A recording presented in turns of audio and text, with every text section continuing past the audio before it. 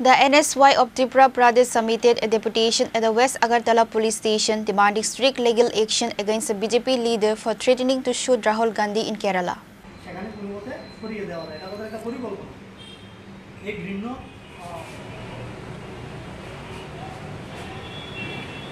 Yes.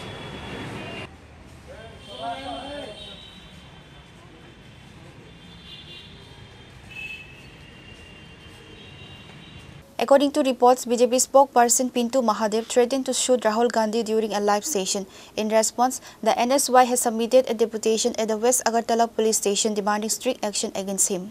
দেখুন ইতিমধ্যেই আপনারা হয়তো জানেন যে কেরল রাজ্যের বিজেপির একজন স্পোকপারসন যার নাম হচ্ছে পিন্টু মহাদেব উনি কেরলার একটা টিভি চ্যানেল সেইটা নিউজ চ্যানেলের মধ্যে আর কেরল 18 নামক একটা নিউজ চ্যানেলের মধ্যে লাইভ প্রোগ্রাম চলাকালীন সময় সেখানে আমাদের দেশের যিনি বিরোধী দলনেতা লোকসভার বিরোধী দলনেতা বর্তমান সাংসদ রাহুল গান্ধীকে বুকে গুলি করে খুন করার সেখানে সরাসরি হুমকি প্রদান করেছে।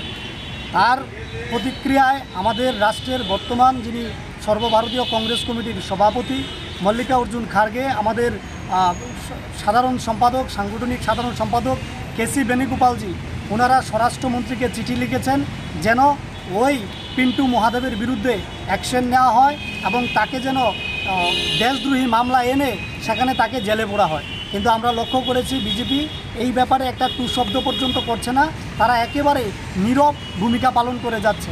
আপনারা জানেন যে বিজেপি এবং আরএসএসের একটা বিচারধারা হচ্ছে কিভাবে এই দেশের মাটি থেকে গান্ধী পরিবারকে সেখানে খুন করা হয়। তারা প্রথমে আমাদের রাষ্ট্রপিতা মহাত্মা গান্ধীজিকে খুন করেছে বিজেপির একই ধরনের বিচারধারা, তারপর একই ধরনের ঘৃণ্য হিংসা মনোভাবী বিচারধারা খুন করেছে ইন্দিরা গান্ধীজিকে এবং খুন করেছে রাজীব গান্ধীজিকে।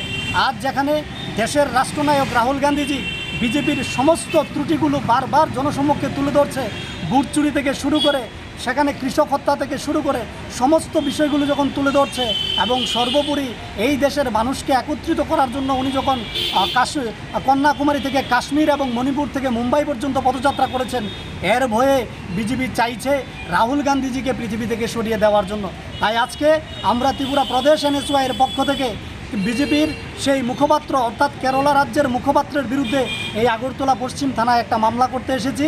আমরা চাইছি আইনত ওই ক্রিমিনালের বিরুদ্ধে যেন দ্রুত অ্যাকশন নেওয়া হয় এবং তাকে যেন জেলে ভরা হয়।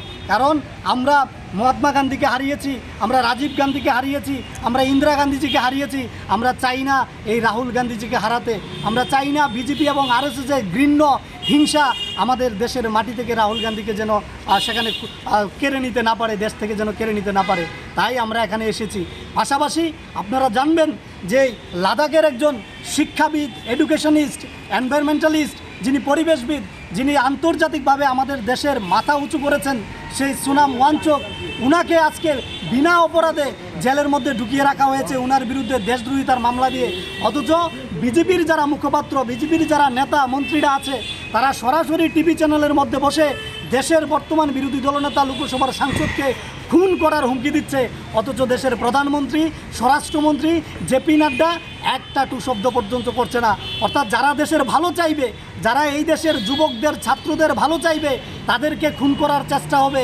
আর যারা সেখানে টিভি চ্যানেলে বসে সন্ত্রাসী কার্যকলাপকে সেখানে বাস্তবায়িত করার কথা ওপেনলি ঘোষণা করবে, তাদের বিরুদ্ধে বিজেপি একটা পদক্ষেপ নেয় না, শব্দ পর্যন্ত প্রয়োগ করে না।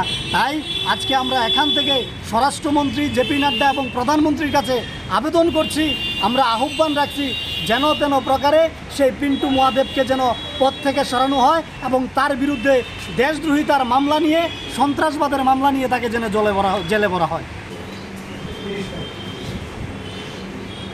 Reported by Pranav from Agartala, Chini Khora.